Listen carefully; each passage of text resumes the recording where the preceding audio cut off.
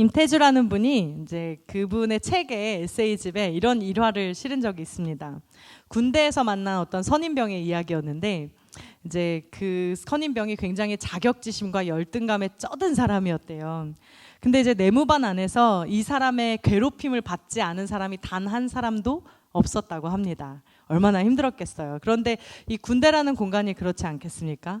마음에 들지 않아도 하루 종일 맞대고 있어야 되는 공간이죠. 그래서 피할 수 없고 때려칠 수도 없습니다. 그래서 괴롭힘을 당하는 후임들마다 이 사람에 대해서 대하는 방식이 조금씩 달랐다고 합니다. 이제 어떤 사람은 휴가를 다녀오면서 조용히 선물을 사와서 그렇게 내밀면서 그의 마음을 이제 좀 풀어주려고 하는 사람도 있었고, 또 이제 옆에 달라붙어가지고 막 정말 입에 혀처럼 막 아주 좋은 말들만 막 하면서 아첨을 하는 사람도 있었다고 합니다.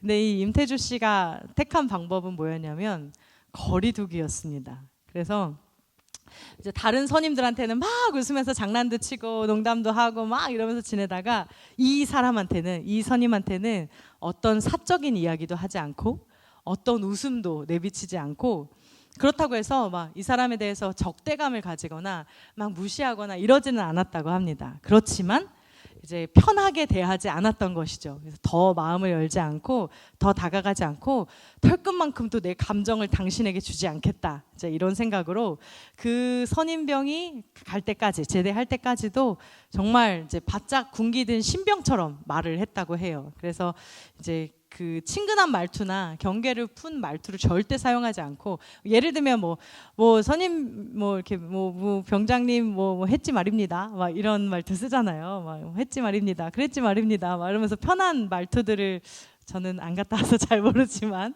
쓴다고 하더라고요. 그래서 그런 말투를 쓰지 않고 오히려 이제 김 병장님 사격 훈련이 있습니다, 막 이런 식으로 굉장히 딱딱하게 이제 말을 했다고 해요.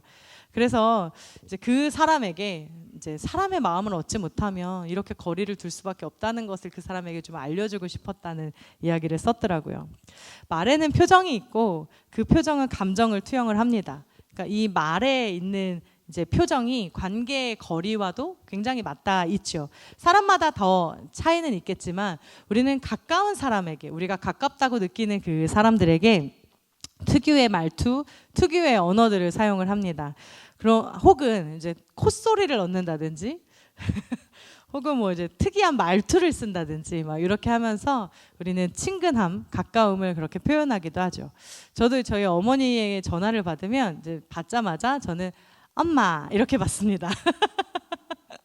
네, 저도 모르게 이제 저 멀리서부터 사투리가 막 끌어올라와서 엄마 막 이렇게 받게 되는데, 이제 우리는 누군가와 관계를 할 때 그 특유의 말투를 통해서 우리의 이제 관계를 표현을 하죠. 그래서 가까우면 가까울수록 더 친근한 말투를 사용을 하고 이제 감정이 더 많이 드러나게 됩니다. 근데 기도도 마찬가지입니다. 우리가 하나님과 어떤 관계를 맺고 있느냐에 따라서 우리의 기도의 말투도 달라지고 또 기도의 표현과 표정이 완전히 달라지게 되는 것이죠. 우리는 오늘 이 하박국 선지자의 기도를 이제 바라보고 있습니다. 이 하박국이라는 사람은 이제 이 사람이 어떤 사람인지에 대해서는 사실 정보가 없습니다. 이 사람이 뭐 하는 사람인지 어떤 사람인지는 잘 모르는데, 다만 이 사람이 예언자인 것만 알 수가 있습니다. 그리고 많은 사람들은 이 하박국이라는 이 이름을 포용하다, 이해하다, 감싼다, 이제 이런 표현으로 해석합니다. 그래서 어쩌면 이 하박국이라는 사람은 자신의 삶을 이제 또 혹은 다른 사람들의 마음을 향하여 감싸고 표현하고 끌어안는 사람이라고 볼 수 있을 것 같습니다. 저도 이 성경의 인물 중에 하박국이라는 사람을 굉장히 좋아하는데요. 그 이유가 이제 오늘 말씀을 나누면서 또한 이제 바라보게 될 줄을 믿습니다. 이 하박국서의 배경은 이렇습니다. 우리 3절, 4절, 1장 3절, 4절 말씀인데요. 우리 함께 한번 읽어보겠습니다. 네, 읽겠습니다. 시작.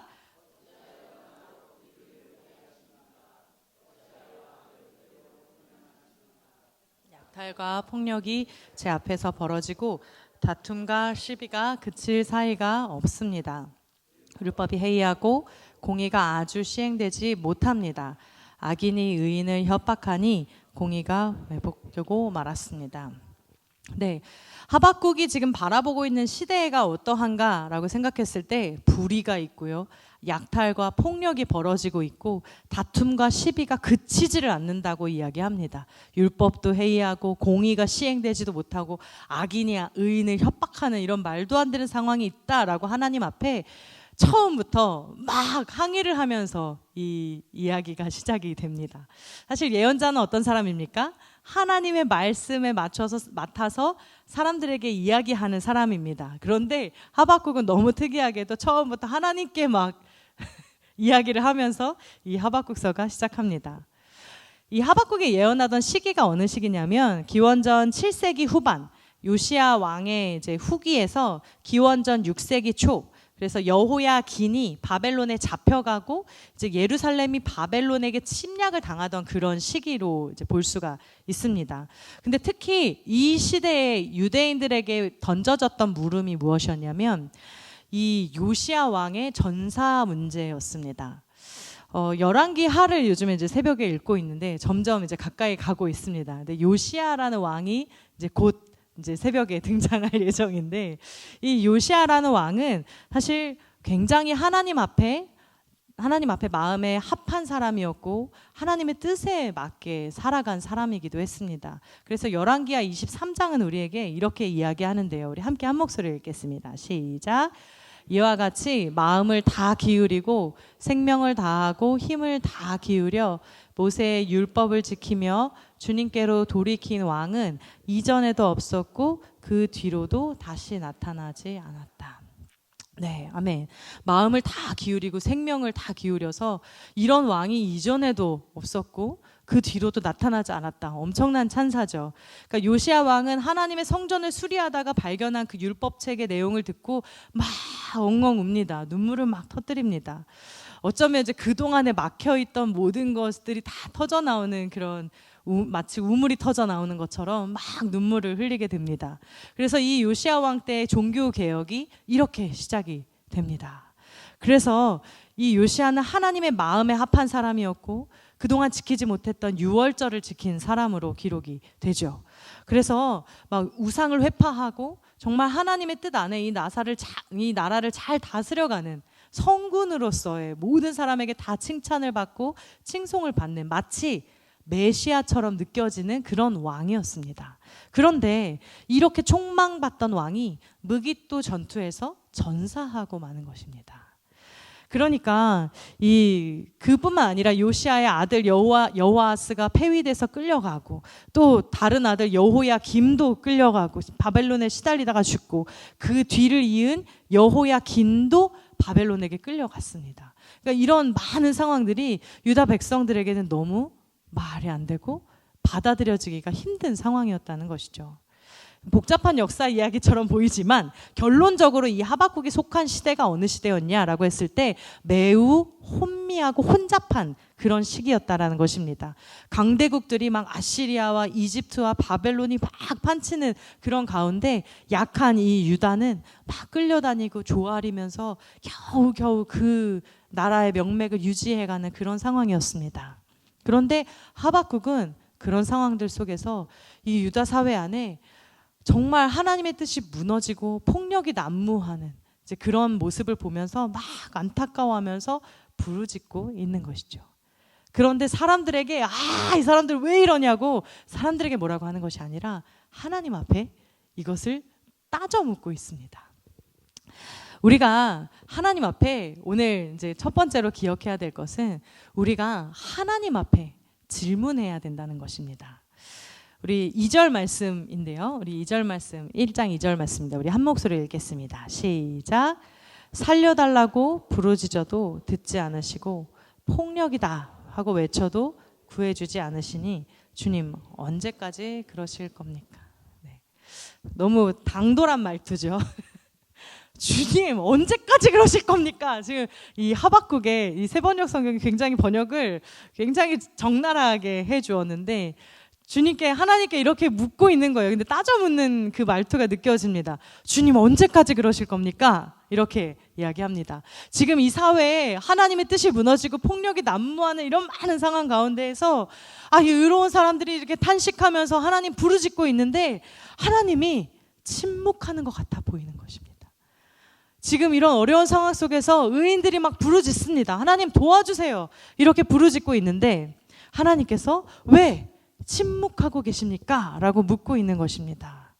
여기서 부르짖어도라는 단어가 있는데 이것은 도움을 청하는 부르짖음을 나타낼 때 이제 나오는 단어입니다. 그러니까 아주 죽음에 이를지도 모르는 아주 위태한 상황에서 막 도와주세요 이렇게 부르짖는 것을 바로 이 부르짖는다라는 표현으로 사용을 한다는 것이죠. 그리고 여기서 폭력이다 하고 외쳤다라고 되어 있는데 이건 역시 혼자 감당할 수 없는 상황 속에서 마치 우리가 불이 나면 불이야 하고 외치잖아요. 불이야. 그러면 이제 이 불이야 외치면 다른 사람들에게 알리면서도 이걸 도와달라는 의미로 외치지 않습니까? 이제 그런 것처럼 지금 폭력이다 라고 외치는 건 이 사람들 앞에 또 하나님 앞에 이것을 외치는 거예요. 도와주세요. 어떡해요? 폭력이 지금 난무하고 있어요. 이러면서 도와달라고 살려달라고 지금 막 외치고 있는 상황입니다. 그런데 하나님께서 그렇게 부르짖어도 듣지를 않는 것 같다라는 것입니다.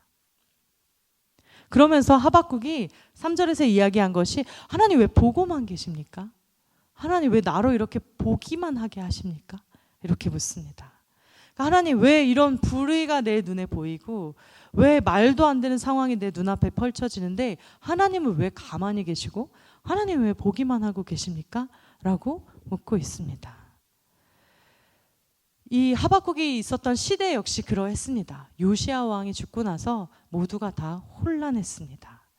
그러니까 율법도 막 지켜지지 않고 악한 무리들이 막 기승을 부립니다. 그런데 거기서 바벨론의 갈대아 사람들이 또 나타나요. 바벨론 사람들이 나타나서 이 유다 백성들을 아주 괴롭게 하고 곤고하게 하는 일들이 계속 나타나는 것입니다. 그래서 1장 13절에 보면 하박국이 또 계속 따져 묻습니다. 함께 읽겠습니다. 시작. 주님께서는 눈이 맑으심으로 악을 보시고 참지 못하시며 패역을 보고 그냥 계시지 못하시는 분입니다. 그런데 어찌하여 배신자들을 보고만 계십니까? 악한 민족이 착한 백성을 삼키어도 조용히만 계십니까? 네. 우리는 이 하박국의 거침없는 기도로부터 우리 기도에 나아갈 방향을 찾을 수가 있습니다. 우리는 여러 상황들에서 만나는 고민들과 또 그런 질문들이 있습니다. 그런데 하박국은 지금 내 눈으로 이해되지 않고 내 생각으로 받아들여지지 않는 이런 폭력과 그리고 나쁜 일들이 난무하는 이런 상황들 속에서 이것을 하나님 앞에 막 풀리지 않으니까 이것을 아예 하나님 앞에 끌어안으면서 나아갑니다. 하나님 이거 어떻게 된 일이에요? 하나님 좀 도와주세요. 하나님 왜 지금 그냥 보고만 계세요? 하나님 왜 조용히만 계시는 거예요? 이렇게 하나님 앞에 계속해서 질문하면서 따져 묻고 있는 것입니다. 심지어 2장에 가면 하박국이 이렇게 이야기해요. 우리 1절 제가 읽어드리겠습니다. 내가 초소 위에 올라가서 서겠다. 왕대 위에 올라가서 나의 자리를 지키겠다. 주님께서 나에게 무엇이라고 말씀하실지 기다려보겠다. 내가 호소한 것에 대하여 주님께서 어떻게 대답하실지를 기다려보겠다. 지금 이 하박국이 얼마나 하나님 앞에 좀 뭐가 화가 난 건지 정말 하나님 앞에 내가 그 대답을 꼭 듣겠다 이런 심정으로 지금 나아가고 있는 것을 알 수 있습니다. 초소 위에 올라가겠다. 망대 위에 올라가겠다. 내가 높은 데 올라가서 하나님 내가 진짜 높은 곳에 올라가서 내가 지금 보고 하나님 나한테 말씀하실지 내가 말씀하실 때까지 내가 기다리겠다고 지금 이러고 있는 거예요. 하나님 왜 가만히 계십니까? 하나님 우리에게 왜 응답 안 하십니까? 하나님 나 여기서 기다릴 거야. 이 높은 데 올라가서 하나님의 내 두 눈 뜨고 하나님 어떻게 말씀하시는지 내가 지켜보면서 기다릴 거예요. 하나님. 이렇게 하박국이 하나님 앞에 막 따져 묻고 있습니다. 우리는 질문하는 신앙을 때론 불편하게 여기기도 합니다. 주로 이제 교회 안에서 이루어지는 많은 교육들 중에 대부분은 이제 뭔가 질문을 했을 때, 하나님 앞에 질문을 했을 때, 이 질문들에 대해서 조금 두려워하고 주저하는 부분들이 있습니다. 마치 질문을 하고 이렇게 의심을 하게 되면 믿음이 없는 것처럼 여기고, 네가 기도를 더 해봐야 돼. 너가 믿음이 없어서 그래. 막 이러면서 그 질문들을 잠재우는데 참 익숙한 것 같습니다. 물론 그것이 틀린 답은 아닙니다. 물론 우리 기도해야 되고요. 우리 말씀 더 읽어야 되고 정말 믿음을 가져야 하긴 합니다. 그런데 우리는 이 의심이라는 것에 대해서, 이런 질문을 던지는 것에 대해서 너무 두려워하고 있다는 생각을 지울 수가 없습니다. 의심하는 것은 믿음의 반대말이 아닙니다. 믿음의 반대말은 불신앙이지, 의심은 더 확실하게 하기 위해서 물어보고 한 번 더 질문하는 그런 것이죠. 그래서 우리는 하나님 앞에 질문하는 것을 두려워해서는 안 됩니다.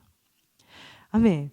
그래서 우리가 이제 우리의 기도가 좀 더 진실한 질문들을 가지고 하나님 앞에 나아가야 됩니다. 영성가이면서 신학자인 헬리나우에는 이 영적인 검열의 길이라는 표현을 쓴 적이 있습니다. 그러니까 우리가 마치 우리 처음 부분에 이야기했던 그 김 병장님께 임태주 씨가 막 거리두기를 했던 것처럼 우리가 하나님 앞에 나아갈 때 자꾸 그런 거리두기를 하게 된다는 거예요.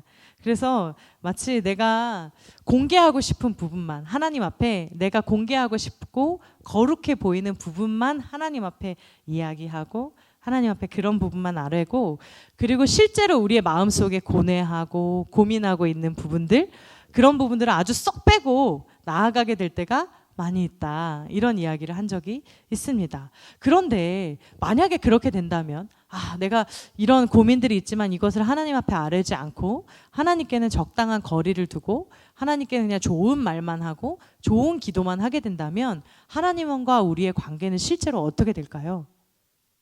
말 그대로 쇼윈도 신앙에 머무르고만 말 것입니다. 하나님과의 우리 관계는 더 멀어지고 어색해지고 더 깊은 이야기를 나눌 수 없는 관계가 되고 말 것입니다. 성경에서 욥기를 찾아보면 욥의 친구들은 욥에게 대답합니다. 그런데 하나님은 대답하지 않으십니다. 고난 앞에서 욥이 할 수 있었던 말은 주신다도 여호와시고 취하신 자도 여호와시니 여호와의 이름이 찬송을 받으실지니라, 이 말씀만 합니다. 욥의 친구들이 막 나오죠. 엘리바스와 빌닷과 소발이 막 나와서 욥을 막 나무라면서 네가 언제까지 말을 하면서 우리의 귀를 쓰레기로 채우냐, 막 이런 표현도 써요. 네가 언제까지 그 너의 쓰레기로 우리의 귀를 채우겠냐, 막 이런 이야기도 합니다. 그런데 욥은 그들의 말이 아니라 오히려 하나님께만 계속해서 질문하면서 나아갑니다. 이들과 싸워서 이기려고 하는 것이 아니라 오히려 욥은 이 모든 상황들 속에서 하나님께 질문하죠. 그 질문은 아주 적나라합니다. 재미있는 좀 이렇게 쉽게 번역한 번역들로 보면 이런 표현들도 있어요. 하나님, 내가 무슨 바다 괴물이라도 됩니까? 나를 왜 이렇게 힘들게 하십니까? 이렇게 묻기도 하고, 하나님, 나를 좀 내버려 둘 수 없습니까? 이렇게 묻기도 하고, 주님, 이럴 거면 나를 왜 태어나게 하셨습니까? 이렇게 묻기도 합니다. 내가 무슨 죄라도 지었습니까? 이런 표현도 서슴지 않아요. 그런데 하나님께서는 하박국에게도 또 욥에게도 이런 항의들에 대해서, 야, 너 어떻게 그렇게 나한테 항의할 수가 있냐? 너 어떻게 그렇게 불경한 질문들을 나한테 던질 수가 있냐? 이런 괘씸한 놈, 이렇게 하지 않으십니다. 그렇게 하지 않으시고 오히려 하나님께서는 이들의 기도에 결국에는 응답하시고 이들에게 하나님의 말씀을 말씀해 주십니다. 때로는 우리에게 답이 주어지지 않는 기도 제목들이 있습니다.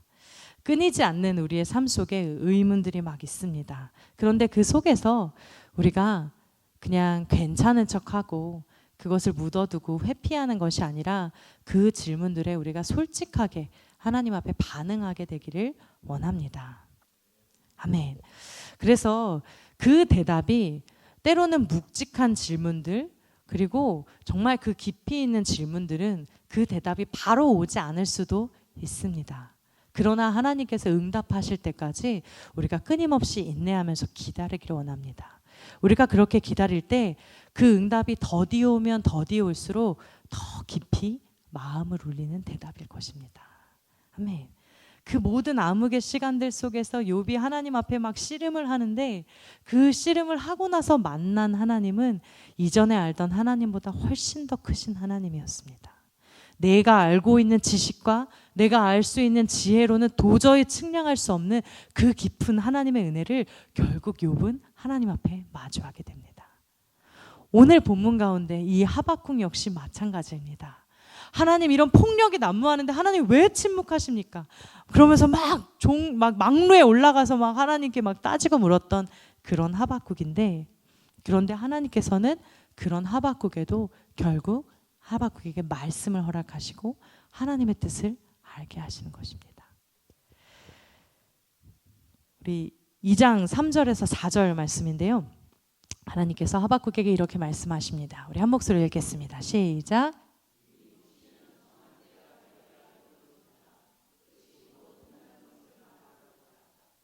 공연한 말이 아니니 더디더라도 그때를 기다려라. 반드시 오고야 만다. 늦어지지 않을 것이다. 마음이 한껏 부푼 교만한 자를 보아라. 그는 정직하지 못하다. 그러나 의인은 믿음으로 산다. 아멘. 아멘. 로마서의 의인은 믿음으로 말미암아 산다는 말씀이 여기서 나옵니다. 하나님께서 말씀하시죠. 우리는 사실 이 고난이 언제 지나가는지에 대해서 관심이 참 많습니다. 그래서 하나님, 저희 어떻게 해요? 언제 이게 끝나요? 사도행전의 제자들도 그랬습니다. 주님, 이스라엘을 위해서 나라를 되찾아 주실, 회복하실 때가 바로 이때입니까? 막 예수님께 묻습니다. 그런데 예수님께서는 그 조급해하는 제자들에게 하나님의 나라가 지금 당장이라도 우리 가운데 이루어졌으면 좋겠는데 하나님 지금입니까? 그게 지금입니까? 계속 묻는 그 제자들에게 예수님께서는 때와 시기는 아버지의 권한으로 정하신 것이니 너희가 알 바 아니다. 이렇게 말씀하십니다. 하나님의 구원은 정한 때가 되면 이루어질 줄을 믿습니다.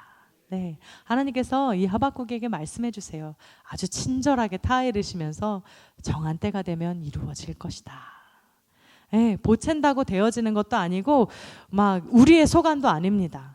하나님은 절대로 늦는 법이 없지만, 그렇지만 또 우리처럼 허둥대면서 서두르지도 않으십니다. 가장 적절할 때에 가장 좋은 것으로 우리에게 채워주시는 그 하나님이심을 믿습니다. 아멘. 그렇습니다. 하박국은 하나님께 계속 질문하고 하나님께 막 이 모든 마음을 쏟아내면서 토해내기 시작했을 때 결국 하나님으로 말미암아 살아가는 사람이 되게 됩니다. 아멘. 하박국은 이것을 깨닫습니다. 그래서 오늘 본문에 하박국이 이렇게 고백하는 것이죠.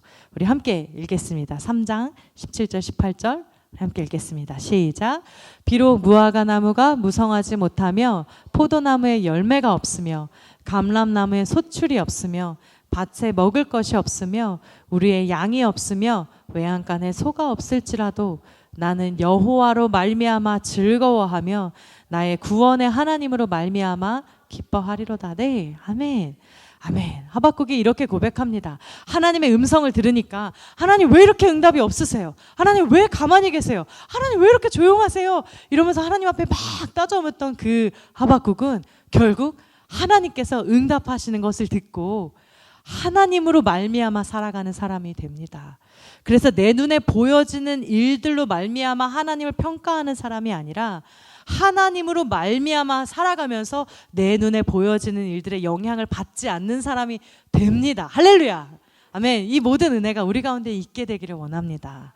아멘. 그래서 무화과 나무가 무성하지 못하고 포도나무에 열매가 없고 감람나무에 소출이 없고 내가 가진 내 통장이 되고 내가 가진 것들이 막 없어질지라도 내가 의지하던 모든 것들이 다 사라질지라도 내 눈에 보이는 모든 환경들이 어려울지라도 그럴지라도 나는 하나님으로 말미암아 기뻐하고 하나님으로 말미암아 즐거워하면서 살아가겠습니다. 아멘. 이런 고백을 하나님 앞에 드리게 되는 것입니다. 아멘. 신앙의 처음의 단계에는 눈앞에 보이는 일들로 하나님을 평가합니다. 눈앞에 보이는 일들로 하나님을 판단합니다. 그런데 하나님을 알고 하나님께 질문하면서 하나님을 사랑하게 되는 사람들은 결국 하나님으로 말미암아 살아가는 법을 배우게 됩니다. 아멘. 하나님으로 말미암아 살아가게 되면 내 눈앞에 환경이 어떠하든 그것과 상관없이 하나님을 찬양하고 하나님으로 인해 기뻐하게 되는 줄을 믿습니다. 오늘 주님 앞에 선 저와 여러분에게 이 귀한 은혜가 있기를 원합니다. 아멘. 내 환경, 내 삶에 있는 어떤 일들로 인해서 하나님을 판단하는 것이 아니라 그럼에도 불구하고 우리를 끝까지 사랑하시고 우리에게 은혜를 베풀어 주시는, 언제나 우리와 함께 계시는 그 주님을 바라보시면서 여호와로 말미암아 살아가는 그런 저와 여러분들 되시기를 주님의 이름으로 축복합니다. 아멘. 우리 아까 함께 찬양했던 우리 찬양, 우리 주 은혜임을 우리 함께 찬양하고 우리 말씀을 기억하면서 함께 기도하겠습니다.